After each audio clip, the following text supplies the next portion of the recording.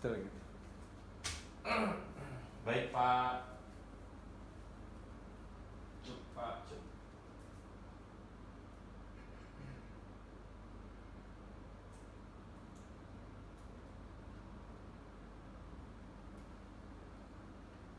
Ya, ibu-ibu, itu ya penjelasan tentang lansia. Nah, tadi juga sudah dijelaskan ya bahwa lansia itu umurnya di atas 70 tahun, betul. Nah, saya mau mencoba mengulas eh, tentang mengapa lansia harus diperhatikan. Kenapa juga lansia kira-kira harus dipedulikan gitu ya ibu-ibu, bapak-bapak. Kira-kira kenapa Bu? Pak? Karena udah tua. Karena udah tua. Selain itu Pak?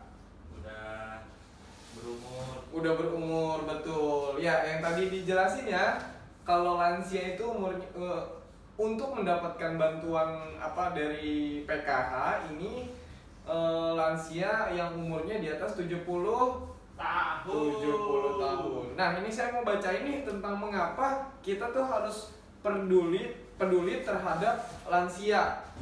Yang pertama, ini sesuai dengan amanat dari Undang-Undang Nomor 13 Tahun 1998 tentang kesejahteraan lansia memiliki hak yang sama dengan kehidupan bermasyarakat, berbangsa, dan bernegara.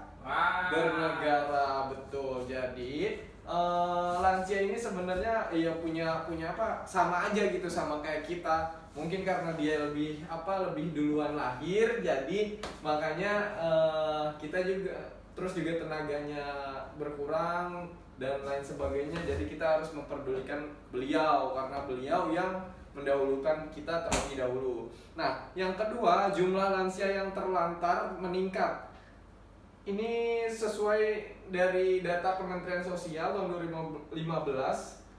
Dari 16 juta lansia tersebut, sedikitnya ada 2,8 juta lansia yang terlantar dan ada 4,6 juta lansia yang potensial terlantar. Jadi ini data tahun 2015 ya Bu. Bahwasannya tahun 2015 ada 2,8 juta lansia yang terlantar. Nah, ini harus diperdulikan juga nih. Kita juga harus edukasi terhadap anak-anak yang mempunyai orang tua sudah berumur. Ini sebabnya kenapa kita harus peduli terhadap lansia, karena ini sebagai wujud mengabdi atau kepada orang tua gitu, atau memberikan kasihnya terhadap orang tua karena dia mereka yang merawat kita waktu kecil. Nah, yang ketiga ini menyebutkan dari data lansia mengalami kekerasan dan penelantaran. Lansia adalah orang tua yang membesarkan dan mendidik dengan kasih sayang. Yang tadi saya bilangin ya Bapak Ibu, kalau lansia ini katakanlah sebagai orang tua kita. Mereka yang mendahului kita terlahir sebelum kita. Jadi ada pengaruhnya terhadap pendidikan, terus juga kehidupan.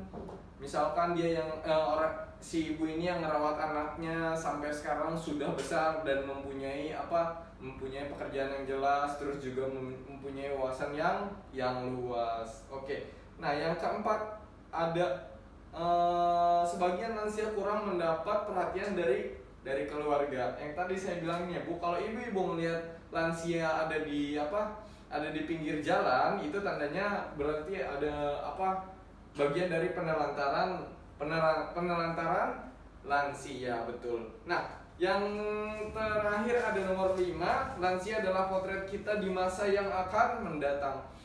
Kalau ngelihat lansia itu kadang suka pernah mikir nggak Bu, kalau kita tuh bakalan tua nanti sama seperti ibu-ibu yang sudah tua itu.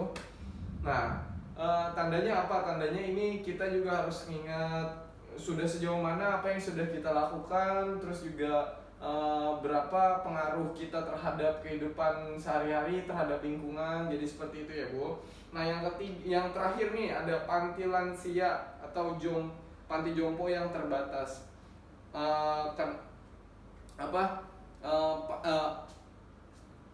Panti jompo yang terbatas ini menyebabkan juga salah satu penyebab yang dimana para lansia juga terlantar di pinggir jalan. Nah, itu juga bagian dari sebab kurangnya kepedulian lansia terhadap kurangnya kepedulian seseorang terhadap lansia, betul. Nah, baik, terima kasih. Selanjutnya bakal disampaikan oleh peserta yang lain. Cut.